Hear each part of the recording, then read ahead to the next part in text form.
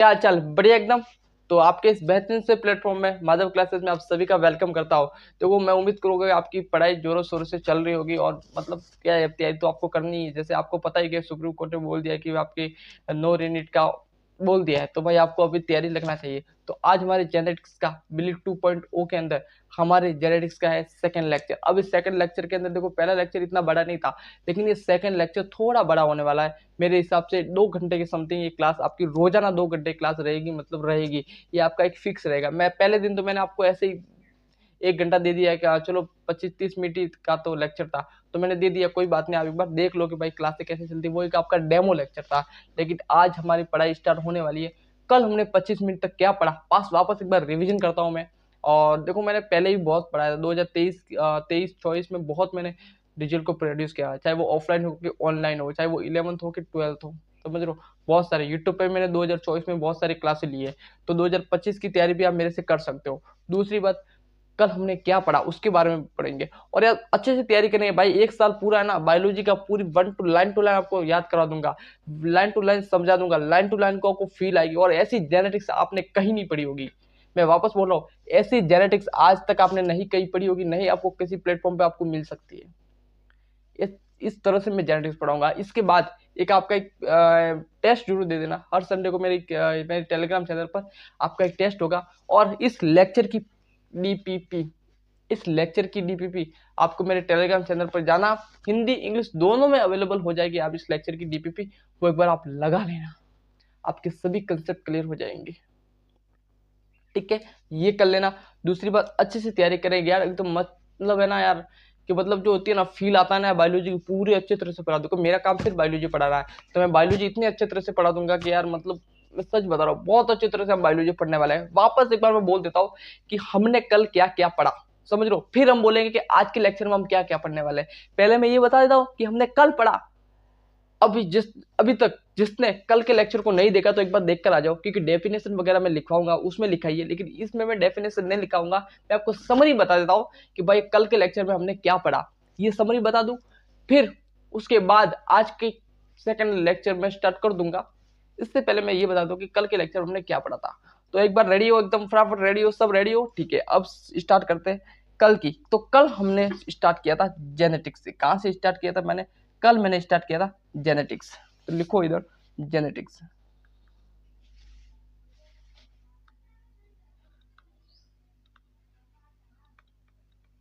कल हमने कहां से किया था? जेनेटिक्स से स्टार्ट किया था।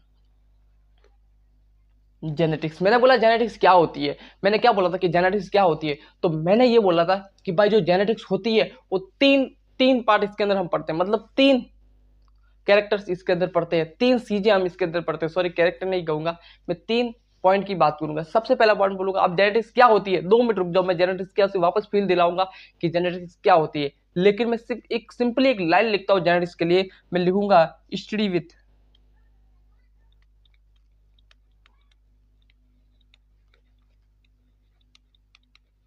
स्टडी विथ किसकी स्टडी, किसके साथ स्टडी करना। सबसे पहला पॉइंट लिखो, स्टडी किसके साथ स्टडी करना। लिखो स्टडी इसके साथ स्टडी करना। तो study of heredity, study of heredity, study of variation, study of variation, study of inheritance,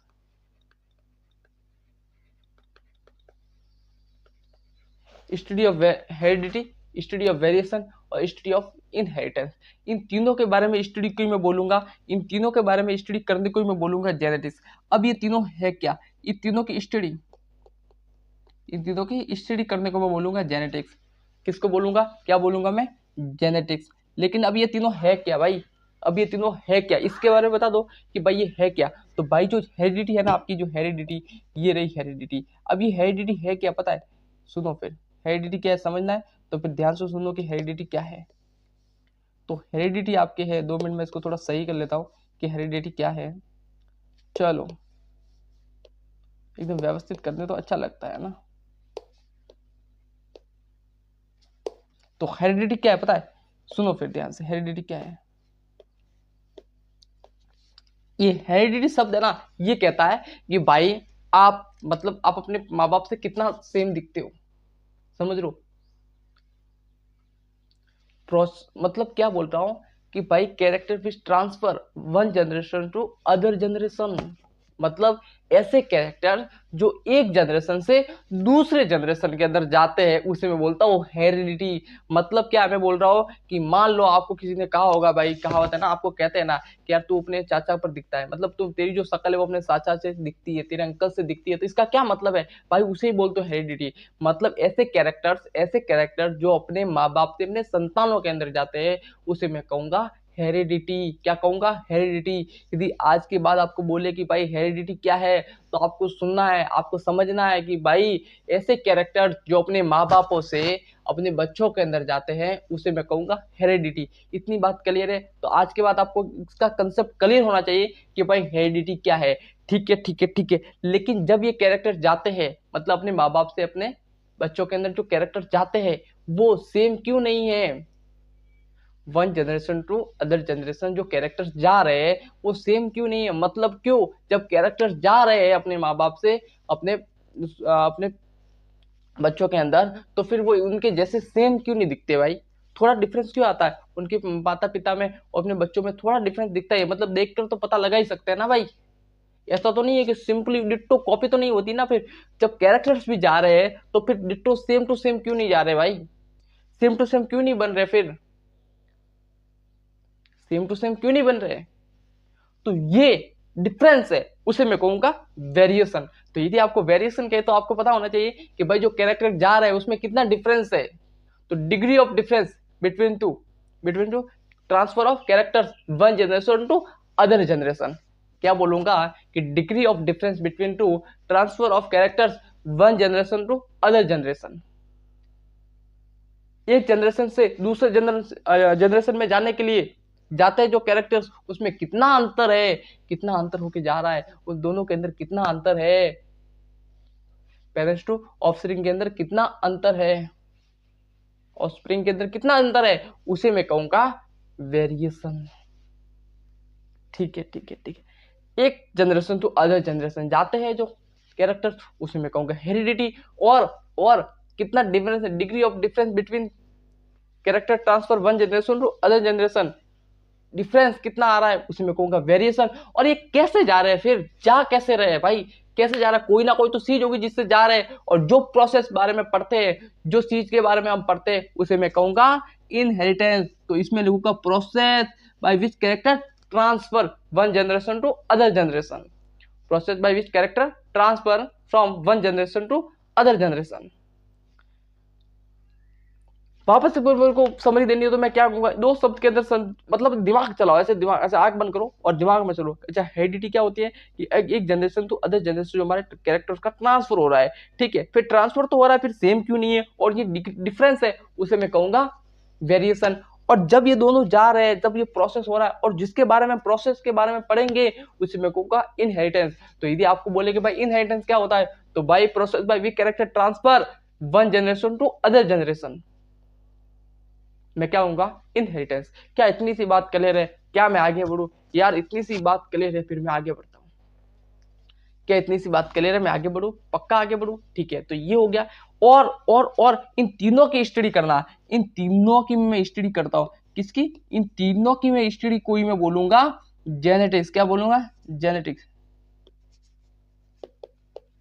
तो आज के बाद आपको जेनेटिक्स की कंसेप्ट क्लियर हो गया होगा कि तीनों की स्टडी करना, डील विथ थ्री। ठीक है, आगे बढ़ू मैं कि ये मेरा क्या होता है। चलो मैं आगे बढ़ता हूं। चलो, अब ये आपका हो गया। ठीक है, ये हो गया। अब ये कैरेक्टर्स क्या होते हैं? कैरेक्टर्स क्या होते हैं? एक सिंपली एक एग्जांपल देके समझाता हूं कि आपके कैरेक्टर्स क्या होते हैं।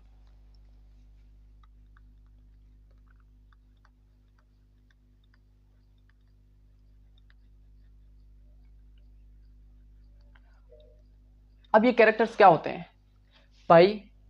एनी फीचर्स ऑफ ऑर्गेनिज्म, किसी भी ऑर्गेनिज्म के कोई भी एक लक्षण हो गया, कोई भी एक कैरेक्टर्स हो गया, उसे मैं कहूंगा क्या? कैरेक्टर्स है। उसका क्या कैरेक्टर्स है? अब मैं इसको लिखूं कि भाई इसके क्या, दोनों में से इसके क्या कैरेक्टर्स है। अब इसके कैरेक्टर्स में क्या कहूंगा भाई, जो व्हाइट कलर की जो पेन है, व्हाइट कलर की जो पेन है, वो थोड़ी बड़ी है, थोड़ी बड़ी है, तो इसके हाइट का कैरेक्टर्स क्या है, थोड़ा बड़ा है, बात खत्म। तो ये भी इसका एक हाइट बड़ी है, इसकी हाइट, इसका भी एक कैरेक्टर्स है, इसकी एक छोटी हाइट बिटवीन, मतलब इस दोनों के अंदर कंपेयर करूँ तो ये हाइट बड़ी है। तो भाई कंपेयर की बात नहीं है कि मतलब मैं कंपेयर, मैं तो सुना रहा हूँ एक, इसकी ये इतनी हाइट की है, मतलब मैं बोल सकता हूँ ये इसकी हाइट है। तो भाई इसकी हाइट का एक कैरेक्टर्स है, ये इतनी मोटी है, तो ये मोटी है, ये भी इसका कैरेक्टर्स हो गया। समझ रहे हो, मैं थोड़ा मतलब पतला हुआ है ना, मतलब वैसे डोले वोले नहीं है, तो मेरा क्या एक कैरेक्टर्स हो गया। तो यही है बात, समझ लो। क्या इतनी सी बात क्लियर है, क्या इतनी सी बात क्लियर है, ठीक है। तो ये आपका एक कैरेक्टर्स हो गया। तो यदि मैं कैरेक्टर की डेफिनेशन लिखनी चाहूँ, आपको डेफिनेशन वगैरह सभी चाहिए तो मेरे फर्स्ट लेक्चर में आप जा सकते हो। लेकिन यदि मैं कैरेक्टर्स की बात करूँ तो आपको पता होना चाहिए एनी फीचर्स ऑफ ऑर्गेनिज्म, ठीक है। तो ये आपका कैरेक्टर्स हो गया। अब मैं कैरेक्टर्स की बात करूँ तो भाई मैं किसी प्लांट की बात करता हूँ। मैं यदि पी प्लांट की बात करूँ, मैं यदि पी प्लांट की बात करूँ तो मैं क्या कह सकता हूँ, मैं कह सकता हूँ कि जो प्लांट जो हाइट है, प्लांट की जो हाइट है, हाइट वो भी क्या इसका कैरेक्टर्स हो गया, वो भी क्या हो गया, मेरा कैरेक्टर्स हो गया। तो क्लियर है बात, इससे बात कुछ है नहीं भाई, इससे ज्यादा कुछ है ही नहीं। दूसरी बात, कैरेक्टर्स के बाद मैं ट्रेट पढ़ता हूँ कि भाई ट्रेट क्या होते हैं, ठीक है। कैरेक्टर्स के बाद मैं पढ़ता हूँ ट्रेट क्या होते हैं,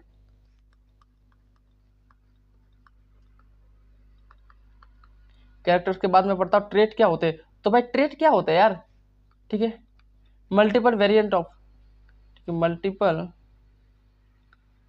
multiple variation, variation of A characters, multiple variation of characters मतलब क्या है। मान लो मैंने एक प्लांट की हाइट के बारे में बात करती, मैंने यहाँ पे प्लांट के हाइट के बारे में बात करती, ये प्लांट प्लांट के हाइट के बारे में बात करती, हाइट के बारे में बात करती। तो भाई आप कहीं गए, मतलब एक शोरूम के अंदर, ठीक है, आपने उस मालिक को बोला कि भाई है ना, मुझे एक बाटा के संपल दो, बाटा के चप्पल वगैरह मेरे को दो। क्या बोला कि आपने मुझे बाटा के जूते वगैरह दे दो, चप्पल है ना, देसी हो गया पूरा, तो भाई मैं देसी हूँ इसलिए मैंने बोल दिया ना चप्पल, तो कोई बात नहीं है ना। तो बाटा के मुझे जूते दो, तो उसने वो आपको क्या बोला कि भाई कौन सी हाइट की चाहिए आपको, कौन से कलर की चाहिए, कौन सा कलर चाहिए, मैं कौन सा कलर दूं, ग्रीन दो, येलो दो, व्हाइट दो, वॉयलेट दो, कौन सा कलर कौन सा दो भाई। तो ये क्या होगा, आपका ट्रेट हो गया। कौन सी साइज का दो भाई, बड़ा दो, छोटा दो, क्या दो, साइज तो बताओ, मीडियम साइज का दो, कौन सा साइज का दो। तो भाई जो मैंने साइज का बोला, मैंने कलर का बोला, ये आपके ट्रेट हो गए। बट आपने बोला बाटा के मेरे को चाहिए, मतलब वो एक अलग ही हो गया। तो बाटा के बोला, मैंने सिर्फ इतना बोला कि बाटा के दो, वो आपका उसका कैरेक्टर्स हो गया। लेकिन मैंने ये बोला कौन सी हाइट का दू, कौन से कलर का दू, कौन से साइज का दू, तो ये क्या हो गया, इसके ट्रेट हो गए। तो यदि मैं प्लांट की हाइट की बात करूं तो भाई इसमें दो हाइट आती है, फिर एक तो टॉल आता है, एक ड्वार्फ आता है। जो ये टॉल या ड्वार्फ क्या है, ये ट्रेट है आपके। तो आज के बाद आपको ट्रेट के बारे में दिमाग चलाना ही नहीं है, सिंपली जाना है बाटा की, मतलब जूते के शोरूम में, और वहां जाके बोलना है, ठीक है। फिर हो गया ये, क्या इतनी सी बार ट्रेड वगैरह का एकदम कंसेप्ट क्लियर हो गया। क्या ट्रेड वगैरह का कंसेप्ट क्लियर होगा, पूरे सभी के एग्जांपल चाहिए आपको, पाइथन सेटाइम में कि इसके हाइट हाइट क्या नहीं है, तो भाई पूरा आपको है ना मिल जाएगा मेरे टेलीग्राम चैनल, सॉरी टेलीग्राम नहीं, अपने यूट्यूब की फर्स्ट लेक्चर के अंदर आपको पूरा एग्जाम्पल वाइज आपको समझा दिया जाएगा, पक्का। चलो मैं आगे बढ़ूँ, पक्का आगे बढ़ूँ, ठीक है, ठीक है, मैं आगे बढ़ता हूँ। अब मैं बात करता हूँ कि भाई जो ये कैरेक्टर्स है वो कैसे जा रहे हैं भाई, जा कैसे रहे कैरेक्टर से, वो जा कैसे रहे भाई, मुझे ये बताओ। तो भाई आपको पता होगा, मैं थोड़ा समझा देता ना, मेरे को इतना टाइम नहीं है पूरा आपको वो पासा लिखवा दूं ना, पूरे लिखवाने बैठ गया तो फिर वो 25-30 मिनट उसकी हो जाएगी, वैसे बहुत ज्यादा हो गया है, समझ लो। तो मान लो आपके पास ये, मैं से लिखवा देता हूँ, जल्दी जल्दी से लिखवा देता हूँ, रिविजन चल रहा है, ये सिर्फ आपका रिविजन चल रहा है। तो मान लो ये मेरे पास कुछ मेल है, मेल है, और ये मेरे पास है फीमेल, ये मेरे पास मेल है और ये मेरा फीमेल है। मेल में क्या होता है, फर्स्ट सेक्स ऑर्गन कौन सा आता है, टेस्टिस होता है, टेस्टिस होता है, इसके बाद ओवरी होता है, ओवरी होता है। टेस्टिस में क्या होता है, स्पर्मेटोजेनेसिस, जेनेसिस होता है, स्पर्मेटोजेनेसिस होता है, इसमें क्या होता है, oogenesis होता है, इसमें मेरा क्या, ओ जेनेसिस होता है। oogenesis, स्पर्मेटोजेनेसिस से मेरे स्पर्म बनते हैं, स्पर्म बनते हैं। इसमें मेरा क्या बनता है, एग बनता है। इसमें मेरा क्या बनता है, एग बनता है। और ये दोनों मिलकर क्या बनाता है, मेरा एक जाइगोट बना लेता है। इसका फर्टिलाइजेशन से मेरा क्या बनता है, जाइगोट बनता है। जाइगोट बना है, और जाइगोट से ब्लास्टोला, एम्ब्रियो, फीटस वगैरह बन करके मेरा एक क्या बनेगा, ये बेबी तैयार हो जाएगा। ये बेबी तैयार हो जाता है। और इस बेबी जो तैयार हो गया ना, ये बेबी मेरा तैयार हो गया ना, इसकी वजह से मेरे जो कैरेक्टर है वो ट्रांसफर हो जाते हैं, और कैरेक्टर का ट्रांसफर होता है और बेबी तैयार हो जाता है। तो इस तरह से इसके जो है ना, ये कैरेक्टर का ट्रांसफर हो जाता है। समझ लो, कैरेक्टर का ट्रांसफर हो जाता है। अगर आपको पूरा इसका डिटेल में चलना, अच्छे तरह से राइटिंग के नोट्स आपको चाहिए, तो फर्स्ट लेक्चर के अंदर जाइए, पूरे नोट्स लिखवा रखे मैंने, पूरा आपको समझा रखा है, पूरा एक एक डिटेल मैंने बता रखी है। ठीक है, एक एक डिटेल मैंने आपको बता रखी है। तो अभी तो ऐसे ही चलेगा, आप बोलोगे क्या लिख रहे हो, अभी तो ऐसे ही चलेगा, फर्स्ट क्लास तो आपकी ऐसे ही चलेगी। ठीक है।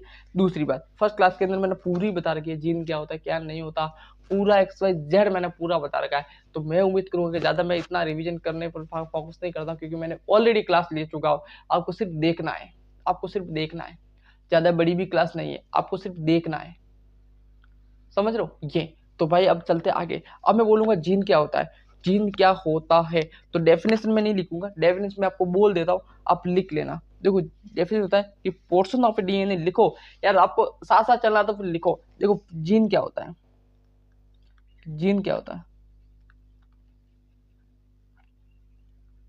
आपको सिंपली बताता हूँ जीन क्या होता है।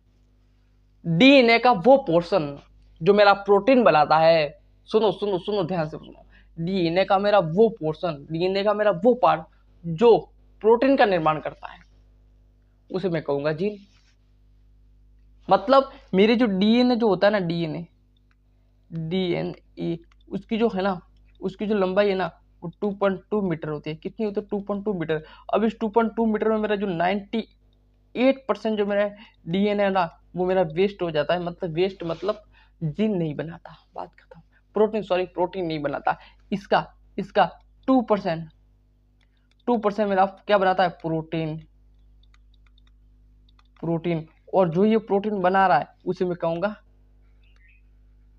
जीन। तो आज के बाद आपको जीन बोले तो आपको पता होना है कि भाई जीन वो जो मेरा प्रोटीन। दूसरी बात, अब मेरे पास ये कैरेक्टर है, ये मेरा कैरेक्टर है, ये मेरा कैरेक्टर। ये कैरेक्टर कहाँ से आते हैं पता है, ये प्रोटीन से आते हैं। कहाँ से आते हैं, प्रोटीन से। ये कहाँ से आते हैं, प्रोटीन से। अब ये प्रोटीन कहाँ से आता है, मेरा आरएनए से। आरएनए डीएनए से, डीएनए। तो अल्टीमेटली क्या हो रहा है, डीएनए से देखो ये कैरेक्टर्स हो रहे हैं, क्योंकि ये प्रोटीन बना रहा है। तो समझ में आ गया, कैरेक्टर्स कहाँ से आते हैं, प्रोटीन से आते हैं। प्रोटीन कहाँ से आता है, आरएनए से आता है। आरएनए कहाँ से आता है, डीएनए से आता है। तो अल्टीमेटली डीएनए ये जो कर रहा है काम, लेकिन डीएनए का कौन सा, 2% वाला, 98% वाला नहीं, 2% वाला। तो ये आपको समझ में, ग्राफ आपको समझना है। एक छोटी सी बेसिक सी चीज है जो आपको समझनी है। ये मैंने कल की क्लास के अंदर पूरा डिटेल में बता रखा है, कल की क्लास के अंदर पूरा डिटेल में मैंने बता रखा है, कल की क्लास के अंदर पूरा मैंने डिटेल में बता रखा है। तो चलिए आगे आगे बढ़ते हैं। दूसरी मैं बात करता हूँ कि भाई मेरे इसकी एलील क्या होते हैं। भाई एलील क्या होते हैं, पूरा बता रहा हूँ ना, पूरा रिवीजन करो। ऐसे ही पढ़ेंगे भाई, रिवीजन तो रिवीजन होता है ना, रिवीजन रिवीजन होता है, तो रिवीजन ऐसे ही करेंगे। दूसरी बात मैं आगे बढ़ता हूँ, इसकी आगे बढ़ता हूँ, मैं पूछता हूँ एलील क्या होते हैं। दूसरा और एक सब आता है, एलील क्या होते हैं।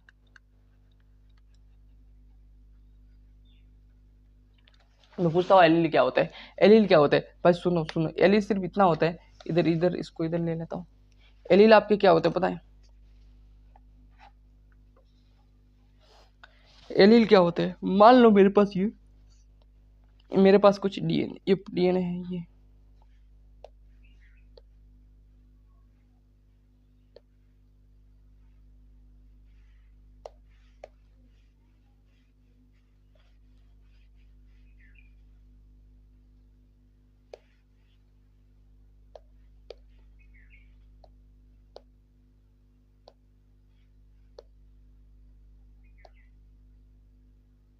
ये मेरा डीएनए है, ये मेरा डीएनए है।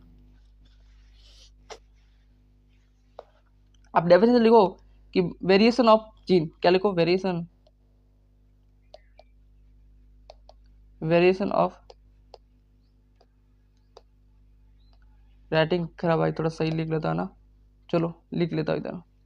लिखो इसकी डेफिनेशन, लिखो क्या लिखूंगा कि इसकी डेफिनेशन है कि वेरिएशन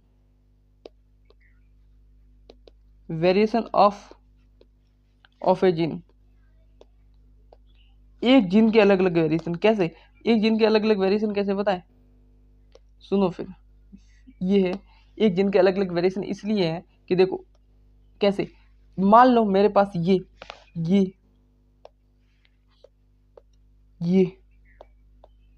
ये ये मेरा क्या है, प्रोटीन बनाता है। ये मेरा क्या बनाता है, प्रोटीन। ये मेरा क्या बनाता है, प्रोटीन बनाता है। क्या बनाता है, प्रोटीन बनाता है। ये मेरा क्या बनाता है, प्रोटीन बनाता है। ये भी मेरे पास प्रोटीन बनाता है। लेकिन ये इसका जो है ना, इसका जो है ना, ये जो मेरे मैं फ्लावर की बात कर रहा हूँ। ये डीएनए मैंने किसके लिए, ये मेरे फ्लावर की बात कर रहा हूँ, फ्लावर की बात कर रहा हूँ, ठीक है, फ्लावर की बात कर रहा हूँ। ये मेरा जो प्रोटीन है ना, वो मेरा क्या, फ्लावर कलर का जो है ना, ये मेरा फ्लावर कलर है ना, मेरा वॉयलेट दे रहा है। कौन सा, वॉयलेट दे रहा है। और ये वाला जो मेरा फ्लावर कलर है ना, फ्लावर कलर है ना, वो व्हाइट दे रहा है। समझ रहे हो, ये मेरा मेरा वॉयलेट दे रहा है और ये मेरा व्हाइट दे रहा है। तो मतलब क्या है, जीन तो एक ही है फ्लावर का है, लेकिन वो अलग अलग डिफरेंट टाइप्स ऑफ कलर्स दे रहे हैं। एक का तो व्हाइट है, इसका वॉयलेट है, इसका एक व्हाइट है और इसका वॉयलेट है। समझ लो, तो ये वॉयलेट कलर का जीन है, ये मेरा क्या है, ये मेरा वॉयलेट कलर का जीन है। और ये मेरे पास क्या है, व्हाइट कलर का जीन है। समझ लो, तो व्हाइट कलर का जीन है, तो मैंने अलग अलग डिफरेंट टाइप हो गए। समझ लो, डिफरेंट टाइप हो गए। तो मैं यही तो बोला कि variation of A gene, variation of A gene. सुनो, मैं बोल रहा हूँ कि वेरिएशन ऑफ ए जीन। तो मैं क्या कहूंगा कि मेरे पास एलील तो है, एलील तो है, लेकिन डिफरेंट टाइप है। एक तो फ्लावर कलर का जो व्हाइट है, दूसरा मेरे पास फ्लावर कलर का जो है ना, वॉयलेट है। तो बात इतनी क्लियर है कि मेरे एलील क्या होते हैं। सुनो, तो बात क्लियर है कि एलील क्या होते हैं, एलील क्या होते हैं। क्या इतनी सी बात क्लियर है, मैं आगे बढ़ू, क्या इतनी सी बात क्लियर है, क्या इतनी सी बात क्लियर है, क्या इतनी सी बात क्लियर है। तो इसके बाद आपको एकदम कंसेप्ट क्लियर हो गया होगा कि मैं किसके बारे में बात करता हूँ। मेरे पास एलील क्या होते हैं, मेरे पास जीन क्या होते हैं, मेरे पास, समझ लो, मेरे पास जेनेटिक्स पे किसी बोलता हूँ मैं, वेरिएशन क्या होते हैं, इनहेरिटेंस क्या होते हैं, तो फिर हेरिडिटी क्या होती है। इस सब के बारे में आपको कंसेप्ट एकदम क्लियर होना चाहिए। तो चलो है, तो भाई मैंने यहाँ पे कॉपी कर दिया, ये मैंने कॉपी कर दिया, मेरा डीएनए है। ये मेरा क्या है, ये मेरा एक डीएनए है, ठीक है, ये मेरा एक डीएनए है, ठीक है, डीएनए। अब ये क्या है पता है, इधर ये मेरा जीन है, ठीक है, ये मेरा डीएनए दिख रहा है आपको, ये मेरा डीएनए, ये मेरा जीन है। अब इसमें क्या स्टार्ट होगी पता है, कूलिंग होगी। क्या होगी, कूलिंग होगी। क्या होगा इसके अंदर, कूलिंग होगी, कोइलिंग, सॉरी कोइलिंग।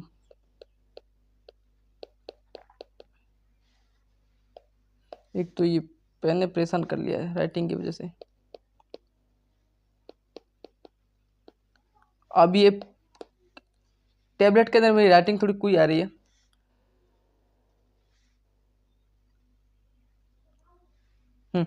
तो भाई अभी इसके अंदर क्या हो गया पता, कोइलिंग हो गई।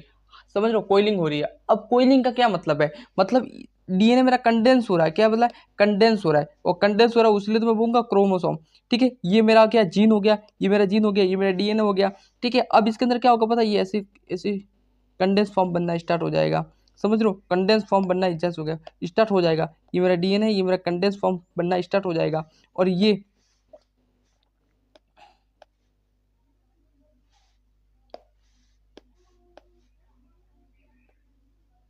अभी मेरे जीन इधर आ गया, जीन मेरा इधर आ गया, ठीक है।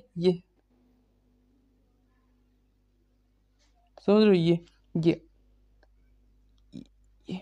अब क्या बन रहा है, ये क्या बन रहा है, ये देखो, ये क्या बन गया, ये मेरा क्रोमोसोम बन गया भाई, ये मेरा क्रोमोसोम बन गया। ये मेरा क्या, क्रोमोसोम बन गया। नहीं बना, डीएनए मेरा कंडेंस फॉर्म हो गया और मेरा क्रोमोसोम का बना लिया। 11th क्लास में ऐसा ही क्रोमोसोम दिखता है ना एनसीईआरटी में, नहीं है क्या, ये है, बिल्कुल ये है। और ये मेरा क्या हो गया, ये मेरा जीन हो गया, ये मेरा जीन हो गया। और यहाँ पर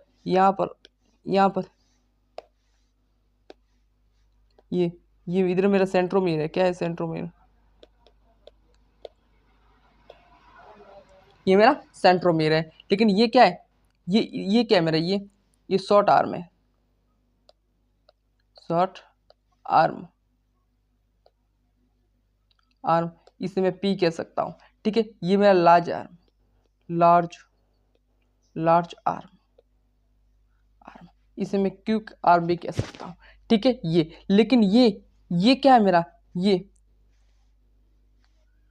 सेंट्रोमियर कहाँ गया, सेंट्रोमियर, ये मेरा सेंट्रोमियर, ये वाला डिस्टेंस, ये मेरा इधर जीन आ गया। थोड़ा जीन को मैं ऊपर ले लेता हूँ, ये इधर, ये, अब ये क्या मेरा सेंट्रोमियर, ये मेरा डिस्टेंस है, ये मेरा एक्स डिस्टेंस, ये मेरा क्या होगा, एक्स डिस्टेंस, डिस्टेंस, ये मेरा क्या है, एक्स डिस्टेंस। और सुनो, ये मैंने दे दिया। अब सुनो, मैंने क्या बोला, यदि मेरे को ये बताना हो, अब मैं थोड़ा इसको छोटा कर लेता हूँ।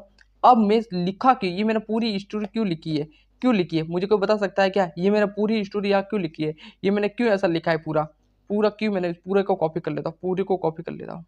चलो मैंने पूरे को कॉपी कर लिया। अरे भाई कोई मतलब नहीं निकला यार, मैंने पूरे को कॉपी किया। चलो ये मैंने पूरे को कॉपी कर लिया, ये मैंने पूरे को कॉपी कर लिया, छोटा बना लिया। मैंने यहाँ क्यों लिखा, ये ऐसा मैंने क्यों लिखा, मान लो आपको इसकी लोकेशन बतानी है, लोकेशन बनाती है, मुझे क्या दिखाना है, इसकी लोकेशन को दिखाना है। किसकी लोकेशन को दिखाना है, कि भाई मेरी जो जीन है वो कहाँ पर, कहाँ से लोकेटेड है। तो भाई लोकेशन देखो, ये मेरी लोकेशन को देखना हो तो कैसे देखूंगा, मान लो मेरे पास कोई एक्स लोकेशन ऑफ, सुनो, मैंने पास मेरे जो जीन है ना, मेरे पास जीन है, उसको मैंने दे दिया, कि मेरे पास जो जीन है उसका मैंने नाम रख दिया FLC, FLC जीन मैंने नाम रख दिया। अब ये कहाँ पर है, सुनो, ये मेरा जीन FLC कहाँ पर है, मेरे पास कोई जीन है, इसको मैंने FLC नाम रख दिया, ये मैंने FLC नाम रख दिया। ये मेरा जीन कहाँ पर है, इस क्रोमोसोम पर कहाँ पर है, तो मैं क्या कहूँगा, मैं कहूँगा कि मेरा जो, ये मेरा क्रोमोसोम है, ये वन क्रोमोसोम बोल सकता हूँ, मेरा जो वन क्रोमोसोम है वो पी आर्म पर एक्स डिस्टेंस पर है। कितने दूरी पर है, एक्स डिस्टेंस पर मेरा ये क्रोमोसोम है। क्या मेरी इतनी सी बात क्लियर है। मैं बोलता हूँ कि मेरा जो जीन है, मेरा जो जीन है जिसको मैंने नाम दे दिया FLC, वो एक्स डिस्टेंस पर है, किस पर, शॉर्ट आर्म के पी, पी मैंने बोल दिया तो शॉर्ट आर्म हो गया, शॉर्ट आर्म, पी का मतलब शॉर्ट आर्म हो गया। वन क्रोमोसोम, मैंने बोला एक क्रोमोसोम में एक नाम रख दिया कि भाई इसका नाम है वन क्रोमोसोम, जीन का नाम मैंने रख दिया पहले FLC जीन। तो FLC जीन कहां पर है, एक्स डिस्टेंस से पी आर्म पर है। क्या इतनी सी बात क्लियर है। तो इतनी सी बात होगी कि लोकस का क्या मतलब है, क्या लोकस की बात क्लियर होगी कि भाई सिंगल हो तो क्या कहूंगा क्या नहीं कहूंगा, है ना, प्लूरल है, ये कि इसकी लोकेशन को बताता है, और ये मैंने पूरा बता दिया कि एक्चुअल में क्या है। क्या इतनी सी बात क्लियर है, आगे बढ़ू, क्या इतनी सी बात क्लियर है, फिर मैं आगे बढ़ू। ठीक है, अब मैं बोलता हूँ जीनोम क्या होता है। मैंने ये बोल दिया कि भाई आपका जीनोम क्या होता है, तो जीनोम क्या होता है, लिखो, one complete sets of chromosome in nucleus, मतलब एक न्यूक्लियस के अंदर, एक न्यूक्लियस के अंदर एक कंप्लीट सेट होना चाहिए, किसका, क्रोमोसोम का एक कंप्लीट सेट, कोई मैं बोलूंगा, क्या बोलूंगा, ये पूरे मेरे complete set of chromosome,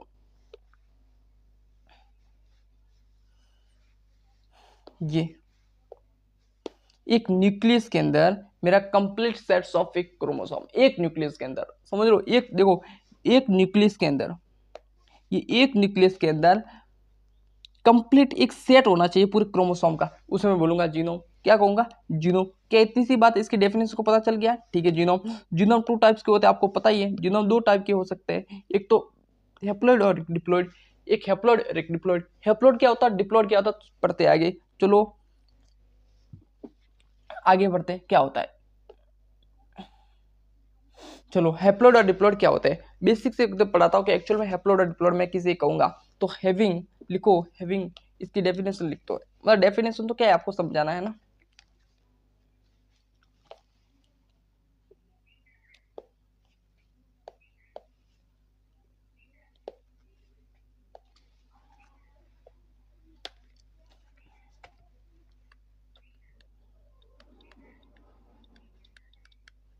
having,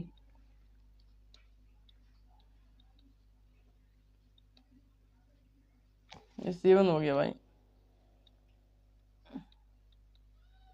one, जिसके पास एक जीनोम है उसे मैं कहूंगा हैप्लॉइड, और जिसके पास देखो इधर हैविंग टू जीनोम, समझ में आ गया कि हैप्लॉइड और डिप्लॉइड किसे कहूंगा? जिसके पास एक जीनोम है मैं कहूंगा हैप्लॉइड, जिसके पास दो जीनोम है मैं कहूंगा डिप्लॉइड। कैसे? इसका मतलब कोई तो समझ में नहीं आया, मैं आपको समझाता हूं, रुको। ठीक है, अब मैंने क्या बोल दिया, मैंने इसको कैसे बोलूंगा?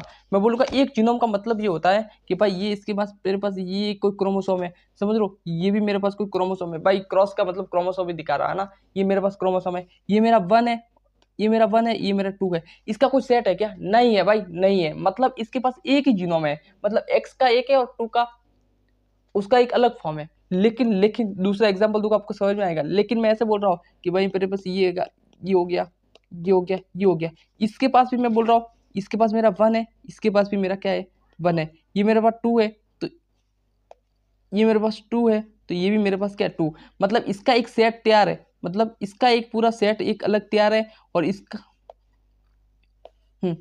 एक सेट अलग तैयार है, और इसका एक पूरा एक सेट अलग तैयार है। तो इसे मैं कहूंगा डिप्लॉइड, इसे मैं कहूंगा हैप्लॉइड। क्या इतनी सी बात क्लियर होगी कि डिप्लॉइड और हैप्लॉइड क्या होते हैं? इस डायग्राम को देख करके आपको समझ में आ गया कि इसे मैंने हैप्लॉइड क्यों बोला और इसको मैंने डिप्लॉइड क्यों बोला। क्योंकि भाई इसके पास है ना एक्स का एक क्रोमोसोम है, लेकिन 2 का क्रोमोसोम वापस नहीं है, मतलब सेट नहीं बन रहा पूरा, समझ रहे हो, सेट नहीं बन रहा है। तो ये हो गया, ये पूरा एक है, ये पूरा एक ही है, और इसके पास 2 है, समझ लो, इसलिए मैंने बोल दिया। अब मैं इसको कहूँ, इसको मैं यदि कहूँ, इसको कहूँ कि देखो n इज टू 2 है, मतलब ये 2 क्या है, ये नंबर ऑफ क्रोमोसोम है, टोटल नंबर ऑफ क्रोमोसोम। क्या बोलूंगा?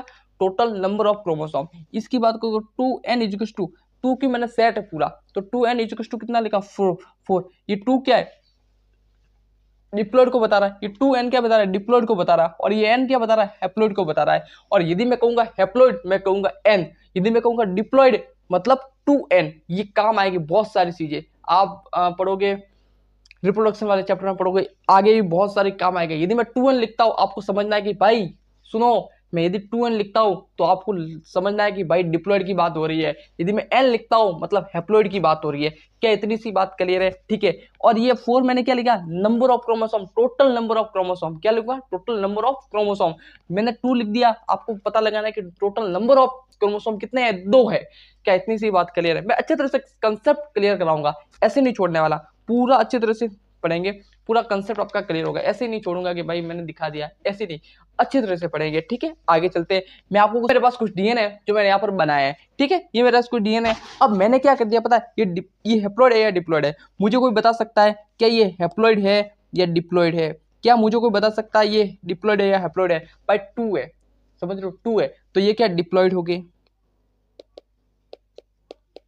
ये मेरे पास क्या डिप्लॉइड है। और जब ये डिप्लॉइड तो है दोस्त, ये मेरे पास डिप्लॉइड तो है, लेकिन इधर इधर इधर ध्यान से सुनो, ये मेरे पास कोई जीन है, ये इधर मेरे पास कोई जीन है जो, ये तो मेरा फ्लावर कलर का जो वाइट दे रहा है, और ये मेरे फ्लावर कलर वॉयलेट दे, सॉरी ये तो वाइट दे रहा है, और ये मेरा वॉयलेट दे रहा है, और ये मेरा वाइट दे रहा है। ये मेरा वॉयलेट दे रहा है, ऊपर वाला मेरा वॉयलेट दे रहा है, और नीचे वाला मेरा वाइट दे रहा है। ऊपर वाला क्या दे रहा है, वॉयलेट, और नीचे वाला क्या दे रहा है, वाइट दे रहा है। समझ लो, ये मेरा नीचे वाला वाइट दे रहा है। सुनो, दूसरा मेरे पास है, थोड़ा डीएनए को बड़ा करते हैं ना। दूसरा मेरे पास है, दूसरा मेरे पास ये कुछ,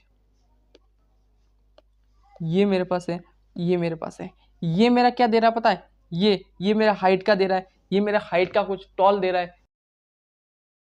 ये मेरा टॉयल दे रहा है, दूसरा ही मेरे पास टॉल दे रहा है, दूसरा ही मेरे पास टॉयल दे रहा है। तो सुनो सुनो फिर ध्यान से, और जब ये अलग अलग दे रहा है, देखो ये मेरे पास क्या दे रहा है, फ्लावर कलर वॉयलेट दे रहा है, फ्लावर कलर वाइट दे रहा है। समझ लो, ये अलग अलग दे रहा है, और जब ये अलग अलग दे रहा है तो मैं हेट्रोजाइगस बोलूंगा। क्या बोलूंगा? हेट्रोजाइगस।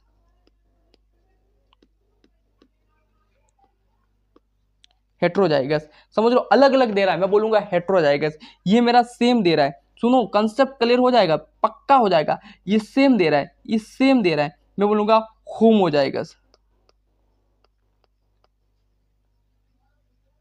ये मेरा होमोजाइगस, ये मेरा हेट्रोजाइगस।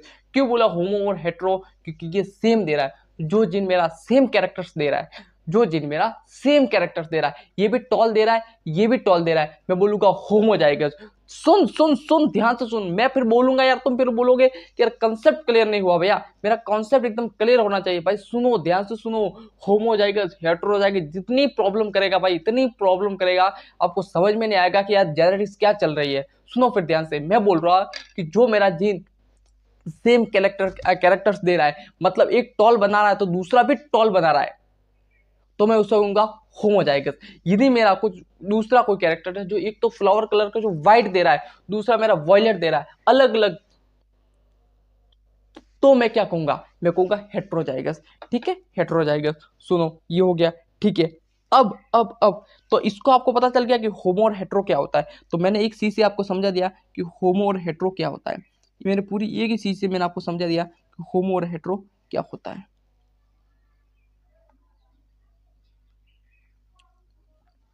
क्या एकदम क्लियर है, कंसेप्ट एकदम क्लियर है कि होमो और हेट्रो क्या होता है। ठीक है, वापस एक बार आपको समझाने के लिए लिख लेता हूं कि मैंने यहाँ क्या लिखा, क्यों मैंने होमो और हेट्रो कहा, क्योंकि ये नॉन आइडेंटिकल है। क्या लिखूं, नॉन आइडेंटिकल लिखो, नॉन आइडेंटिकल, नॉन आइडेंटिकल।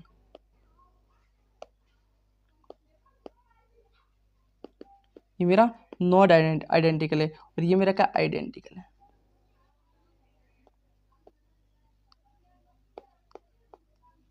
ये मेरा आइडेंटिकल है और ये मेरा नॉन आइडेंटिकल है, इसीलिए मैंने इसको ये बोला है।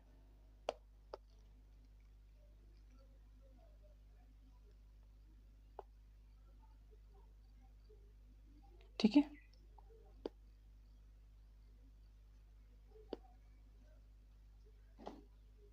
ठीक है, ये क्या इतनी सी बात क्लियर है। आगे बढ़ूं मैं, पक्का आगे बढ़ूं। ठीक है, ठीक है, ठीक है।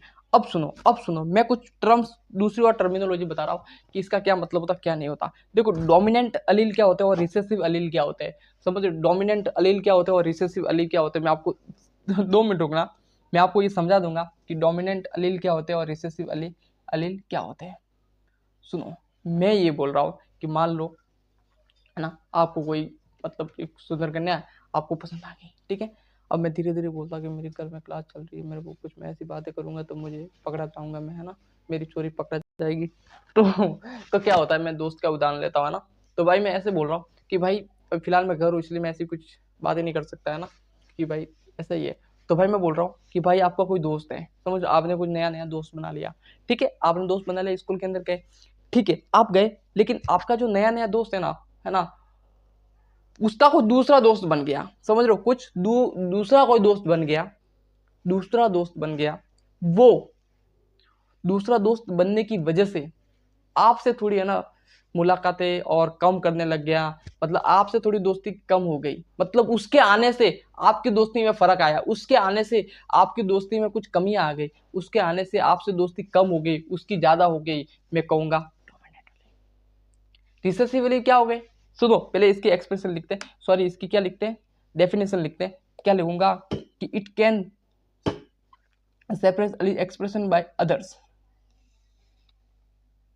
ठीक है, दूसरा रिसेसिव एलील क्या होते हैं। ठीक है, it's can separate by dominant allele donated bye. मतलब ये होता है कि मतलब जो जो इसका हुआ है, मतलब आपका घाटा हो गया, आप क्या हो गए, रिसेसिव एलील। मतलब नहीं समझे आप। सुनो, मैं ऐसा बोल रहा हूँ कि भाई मेरे पास कुछ टॉल है, डॉर्फ है, ये मेरा टॉल्फ डॉर्फ है। अब इस दोनों को मैं, ये छोटा वाला कैरेक्टर शो ही नहीं कर रहा है भाई, छोटा वाला कैरेक्टर को शो ही नहीं हो रहा है, और जो शो नहीं हो रहा है वो रिसेसिवली पे। समझो, जो शो नहीं हो रहा है उसे मैं कहूंगा रिसेसिवली। मतलब ये है कि भाई यदि मैं अब इसमें डोनेट अब इसमें डोनेटेड बाय कैपिटल लेटर, जो ये कैपिटल लेटर है वो डोमिनेंट अलील है, और जो स्मॉल लेटर है वो रिसेसिव अलील है। क्या समझ में आ गया, डोमिनेंट अलील वगैरह क्या होते, क्या नहीं होते। नहीं समझ में आ गया। सुनो, अभी तक आपको कोई समझ में नहीं आया, लेकिन अभी आपको सब समझ में आ जाएगा। अभी देखो, डेफिनेशन तो यही है भाई, डेफिनेशन जो एनसीईआरटी की भाषा हमें समझ में नहीं आती, लेकिन मैं इसके बाद ऐसा कुछ जादू करने वाला हूँ, इसका कुछ जादू करूंगा जिससे आपका एकदम कंसेप्ट क्लियर हो जाएगा। लेकिन यदि आपको किताबी बातें रटनी है, आपको, है ना, ये ऐसे ही रटना है कि यार एनसीईआरटी में जो है वो, तो भाई पढ़ लो, स्क्रीनशॉट ले लो, इसका लिख लो बुक के अंदर, मुझे कोई नहीं है। लेकिन मैं आपको समझाऊंगा मेरी तरफ से, आपको पूरा कंसेप्ट क्लियर हो जाएगा कि मैं क्या बोल रहा हूँ। मैं मैं वापस शांति से बोल देता हूँ। आप चलो वापस एक बार समझाता हूँ, फिर पता चल जाएगा आपको मैं क्या बोल रहा हूँ। मेरे पास ये कोई है, मेरे पास ये मेरा 1 है और ये मेरा 2 है, डीएनए है, ठीक है। ये मेरा 1 और 2 है, ठीक है, ये है, ठीक है। ये वाला जो है ना, ये वाला मेरा फ्लावर कलर का जो वॉयलेट दे रहा है, मेरा क्या दे रहा है, फ्लावर कलर का वॉयलेट दे रहा है। और ये वाला जो है ना मेरे पास, ये वाला ये मेरे फ्लावर कलर वाइट दे रहा है, ठीक है, फ्लावर कलर वाइट दे रहा है, दूसरा मेरा वॉयलेट दे रहा है। इन दोनों का मैंने मिक्सिंग किया, इस दोनों का मैंने क्या किया, मिक्सिंग किया। तब मेरे पास मैंने को इसको दोनों को मिक्सिंग किया, मिक्सिंग मान लो मैंने मिक्सिंग किया, कुछ भी किया है ना, कुछ भी किया। लेकिन जब मैं रिजल्ट आया ना, मेरा जब रिजल्ट आया ना इसका, तो मेरे पास है ना, इसका जो है ना वाइट कलर था ना, ये वाइट कलर,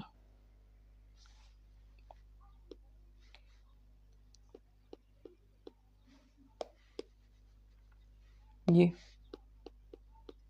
मेरा जो वाइट कलर था ना, वो कलर शो ही नहीं कर रहा था, नॉट वाइट कलर शो। मेरा जो वाइट कलर का शो ही नहीं कर रहा था भाई, मेरा जो वाइट कलर का शो ही नहीं कर रहा था। मैंने दोनों को मिक्स किया और मेरा वाइट कलर का जो जो था वो शो नहीं कर रहा था। और सुनो, मैं क्या बोल रहा हूँ भाई, सुनो, मेरे पास 2 डीएनए, एक एक वाइट कलर का जीन है, दूसरे में ना वॉयलेट कलर का जीन है। इन दोनों को मैंने मिक्सिंग किया, मान लो मैंने दोनों को मिक्सिंग किया, और जब मिक्सिंग किया तो मेरा जो वाइट कलर का है वो तो शो ही नहीं हो रहा भाई, मेरा जो वाइट कलर का है वो तो शो नहीं हो रहा है। और जब ये शो नहीं हो रहा है, तब मैं क्या कह सकता हूँ इन दोनों को, सुनो, जब ये शो नहीं हो रहा है और जो व्हाइट कलर का जो मेरे पास जीन था, मतलब फ्लावर कलर व्हाइट कलर का था, वो तो मेरा मेरा रिसेसिव हो गया, मतलब वो आप हो गए, रिसेसिव हो गया,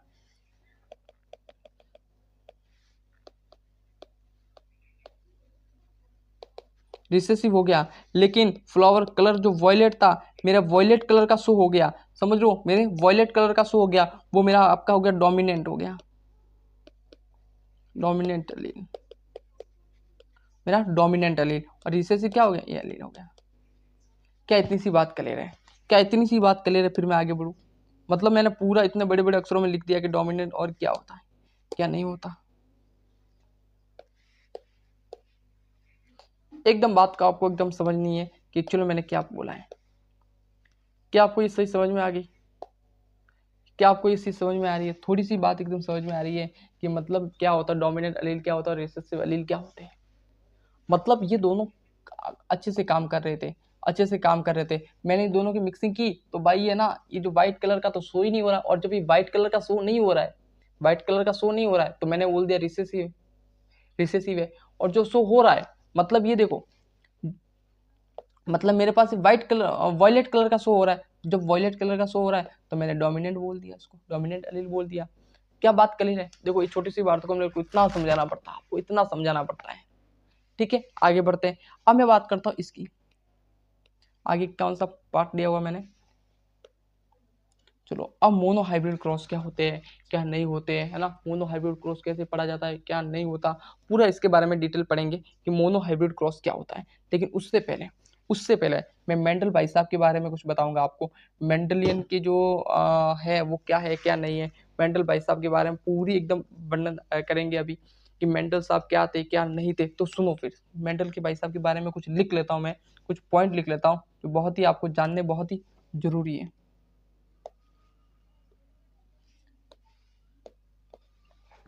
सुनो, मेंडल वाइसा के बारे में मैं कहूँ तो मैं ये कहूँगा कि देखो कि मेंडेलियन जेनेटिक्स, क्या लगेगा, मेंडेलियन जेनेटिक्स, मेंडेलियन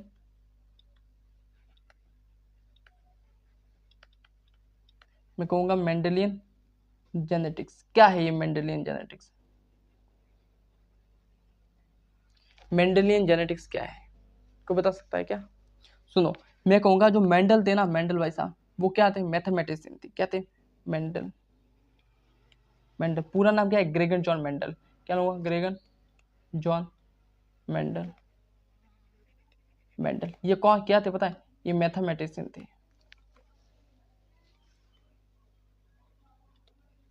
ये मेरा क्या थे, ये मेरे थे मैथमेटिशियन थे। इन्होंने इन्होंने वर्क किया था किस पर, पी प्लांट पर, पाइसम सेटाइवम, पी प्लांट कौन सा था, पाइसम सेटाइवम था। कौन सा, पाइसम सेटाइवम। इन्होंने वर्क कब तक किया था, इन्होंने है ना 7 ईयर वर्क किया था। कब किया था, 7 ईयर तक वर्क किया था। कब किया था इन्होंने वर्क किया था, 1856 सॉरी 56 है ना भाई, तू यार कहाँ तो आ रहा है, 1830 से कितने हो गई,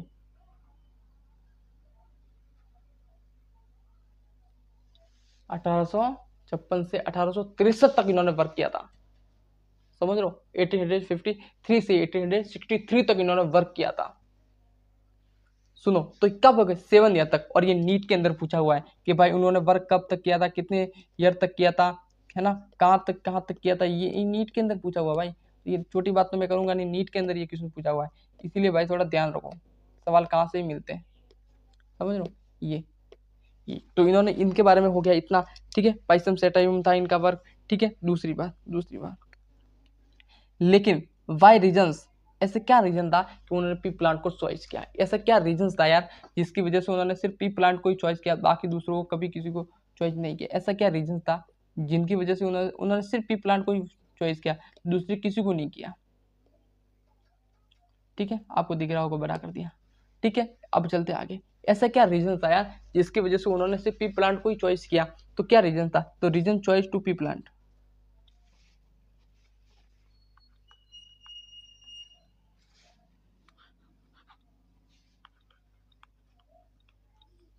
reason to choice pea plant,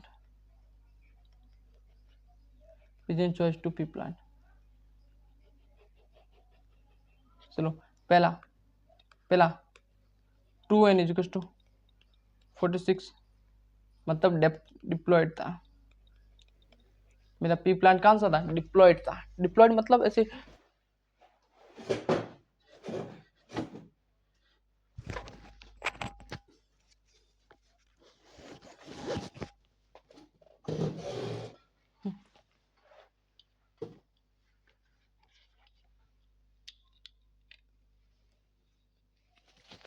अब मैं बात करता हूँ कि reason to choice pea plant, ऐसे क्या मतलब रीजन थे ऐसे ना जिसकी वजह से, थोड़ा कैमरा ऊपर आ जा भाई, थोड़ा ऊपर आ जा, ठीक है।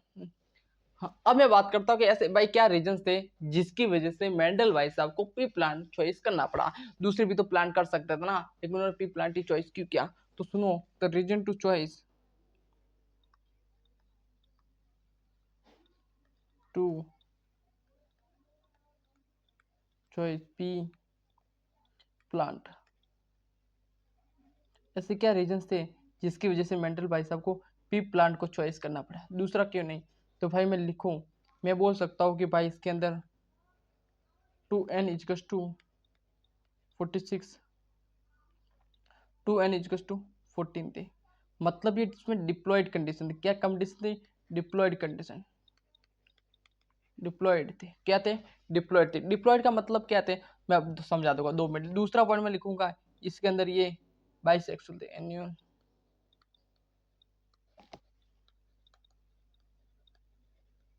बाइसेक्सुअल, बाइसेक्सुअल थे, समझ लो ये बाइसेक्सुअल थे। दूसरी बात करूँ तो इसके तीसरा मैं लिखूँ, तीसरा पॉइंट के अंदर लिखूँ तो लार्ज नंबर ऑफ प्रोजेनी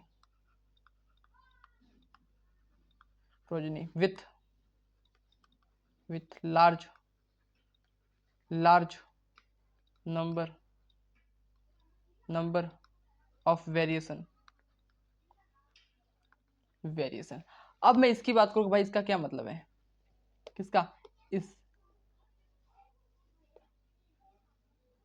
इसका 2n इजिकल्स टू 46 का, इसका ये 2n इजिकल्स टू 14 का मतलब ये है, 46 क्यों आ रहा बार बार मुझे नहीं समझ में रहा। 14 का मतलब ये है कि भाई इसके अंदर है ना, मतलब सेट से, मतलब एक क्रोमोसोम का ये सेट हो गया, दूसरा ये हो गया, तीसरा ये हो गया, दूसरा ये हो गया, तीसरा ये हो गया, चौथा ये हो गया, पांचवा ये हो गया, छठा ये हो गया, और सातवां ये हो गया। तो इसके अंदर है ना, सेवंथ पेयर है, कितने, सेवंथ पेयर,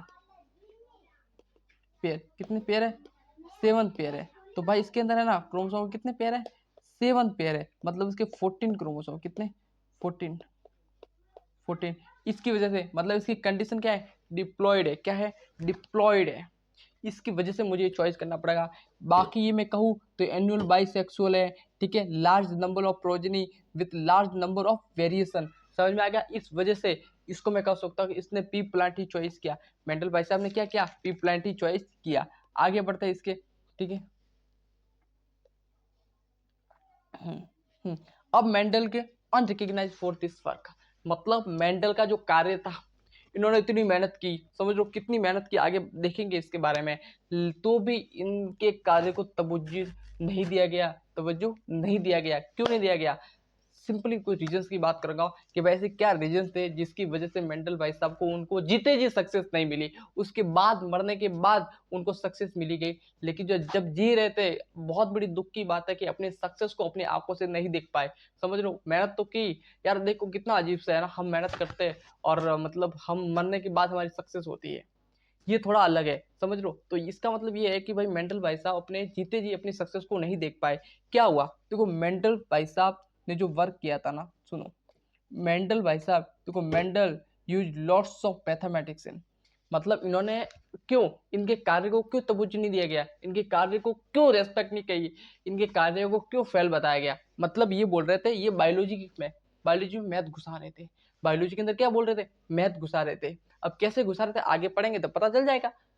समझो, अभी हमने कहा स्टार्ट भी नहीं किया, बेसिक चल रहा है, अभी तो चैप्टर के बारे में पढ़ रहे हैं। ये क्या बोल रहे थे कि भाई इनके जो मेंडल के जो लॉ वगैरह सब दिए थे उसमें ये मैथ लगा रहे थे, मतलब बायोलॉजी में वो मैथ घुसा रहे थे। इसीलिए साइंटिस्ट ने बोला कि भाई तुम अपनी यार क्या, मतलब अब तुम यार मैथ घुसा रहे हो बायो के अंदर, तो भाई पहले इनको क्रॉस कर दिया था कि भाई आप हटिए। दूसरी बात, इन्होंने इनकी बात को इसलिए नहीं माना कि देखो कम्युनिकेशन, लिख भाई आना तो क्या चल रहा है, कम्युनिकेशन वाज नॉट इजी। मतलब पहले के जमाने में इंस्टाग्राम नहीं था दोस्त, पहले के जमाने में इंस्टाग्राम नहीं था। मतलब कैसे भाई, आप मुझे एक बात बताओ, आप कोई भी मतलब एक मैथ के क्वेश्चंस वगैरह आप कर रहे हो, समझ रहे हो, आप कोई भी मैथ के क्वेश्चंस वगैरह कोई भी आप कर रहे हो, ठीक है, तो भाई कोई गलत वगैरह हो गया, समझ रहे हो, कुछ गलत रॉन्ग वगैरह हो गया, तो आप डाउट में चले गए, है ना, डाउट में चले गए, इधर इधर चले गए, आपको पता चल गया। लेकिन पहले के जमाने में इतनी नहीं थे, कम्युनिकेशन स्किल्स नहीं थी। अभी तो कोई भी एक पिक लेते इंस्टाग्राम पे स्टोरी डाल लेते, पहले ऐसा नहीं था, पहले ऐसा नहीं था। तो इस जो कम्युनिकेशन की वजह से भी ये फेलियर साबित होने लगे थे, लेकिन एक्चुअल में ये फेलियर नहीं थे। मतलब इन्होंने जो वर्क किया था वो दूर दूर तक नहीं भेज पाए, और जब दूर दूर लोगों तक नहीं भेज पाए तो वैज्ञानिक को पता नहीं चल पाया, और जब वैज्ञानिक को पता नहीं चल पाया तो भाई फिर प्रॉब्लम हो गई। दूसरी बात करूँ, अब इन्होंने जो जीन का नाम, मैं कब से बोल रहे जीन का ट्रांसफर, फर्स्ट लेक्चर के अंदर भी हम पढ़ रहे हैं कि gene gene gene gene gene gene gene gene gene. अब भाई मैं आपको एक बात बोलता हूँ, अब मैंने आपको, आप एक क्वेश्चन सॉल्व कर रहे हो, कोई भी क्वेश्चन सॉल्व कर रहे हो, आपको ये नहीं पता कि मैंने जो ये लिखा है, ये 5 लिखा है, इसका नाम क्या है, अभी तो पता चलता है इसका 5, मैंने ऐसे ही बता लिया ये ऐसे ही है, मैंने ये बोला ये ऐसे कुछ होता है, ये ऐसे गोल गोल सा होता है, तो आप क्या कहोगे भाई ये गोल गोल है क्या, ये गोल गोल है क्या, तो इसके पास एक डंडी है, इसका क्या मतलब है, मैं कहूंगा 10। तो पहले इनको नहीं पता था कि जो मैंने जो लिखा है उसको मैं क्या बोलूंगा, मैंने जो लिखा है वो क्या है, इनको नहीं पता था। तो इन्होंने बोला, इन्होंने जीन वगैरह एलील का नाम इन्होंने कुछ नहीं, इनको नहीं पता था क्या है, इन्होंने एक टर्म यूज किया फैक्टर, इनको सिर्फ इन्होंने टर्म एक यूज किया, ये फैक्टर है। और जब वैज्ञानिक को ये पता ही नहीं है कि भाई जब तुम उस पर वर्क कर रहे हो आपको ये नहीं पता कि ये क्या है, जीन एलील क्या है, क्या ये बोल रहा फैक्टर है, और फैक्टर कुछ होता ही नहीं है। उन्होंने बोला मुझे इतना नहीं पता, मुझे बोलता फैक्टर, तो ये जीन वगैरह इसका इनके बारे में पता नहीं था, ये सिर्फ एक फैक्टर बोल रहे थे। और ऐसी मतलब उनको ही डाउट था उन चीज को ऊपर कि भाई ये फैक्टर क्या है, इस वजह से इनको बोला कि भाई आप रहने दो, इस वजह से। दूसरी बात इन्होंने जो है ना, इन्होंने जो अपनी जो वर्क किया ना, जो पब्लिश, जो मेंडल की जो पब्लिश थी, इन्होंने जो इसका जो वर्क पब्लिश हुआ ना, वो 1865 में हुआ। कब हुआ? इन्होंने 1865 में। और वही यार कम्युनिकेशन स्किल्स वगैरह की प्रॉब्लम थी पहले के ज़माने में, तो इस वजह से इनको नहीं किया गया। इनको बोला कि भाई आपका वर्क हमें अच्छा नहीं लगा, आप फेल हो चुके हो, ठीक है। फिर इनकी मृत्यु हो गई, फिर इनकी क्या हो गई? मृत्यु हो गई, इनकी डेथ हो गई। लेकिन लेकिन सुनो सुनो सुनो, ध्यान से सुनो, मैं बोल रहा हूँ कि almost 16 year after death in 1900 3 scientist identify rediscover this work. मतलब तीन वैज्ञानिकों ने के 16 साल के बाद 1900 के अंदर उनके जो कार्य को पब्लिश किया, वापस रीडिस्कवर किया भाई। पता चला उनको 16 साल बाद, मरने के 16 साल बाद उनको पता चला, वैज्ञानिकों को कम्युनिकेशन सब स्किल्स अच्छी हो गई। तब उस सब वैज्ञानिकों को पता चला और बोला कि जो 16 साल पहले जो मेंडल भाई साहब ने जो वर्क किया था वो तो सही निकल रहा भाई साहब, जो उन्होंने बातें बोली वो तो सही है। कौन कौन वैज्ञानिक थे देखो, नाम देखो, कॉरेंस, ठीक है, टीचर मार्क हो गया, ठीक है, ह्यूगो डी ब्रिज, ये 3 वैज्ञानिक थे, ठीक है, कॉरेंस हो गया, ठीक है, टीचर मार्क हो गए, ठीक है, और ह्यूगो डी ब्रिज हो गए। इन्होंने बोला कि भाई ये तो सही है, जो मेंडल भाई साहब काम करके गए थे वो तो एकदम सही है, सही है। इसलिए बाद फिर इनको यार गॉड ऑफ जेनेटिक्स कहा गया, ठीक है, ठीक है, गॉड ऑफ जेनेटिक्स कहा गया, अनुवांशिकता के जनक इनको कहा गया, ठीक है। चलते आगे, चलो, तो इतनी सी बात क्लियर है क्या? इतनी सी बात क्लियर है क्या? इतनी सी बात क्लियर है तो फिर मैं आगे बढ़ूं। अब मुझे ऐसा लगता है कि भाई बहुत हो गया, आज की क्लास के अंदर मैंने बहुत पढ़ा दिया, मुझे लगता है 1 घंटे से ऊपर क्लास आपकी हो गई।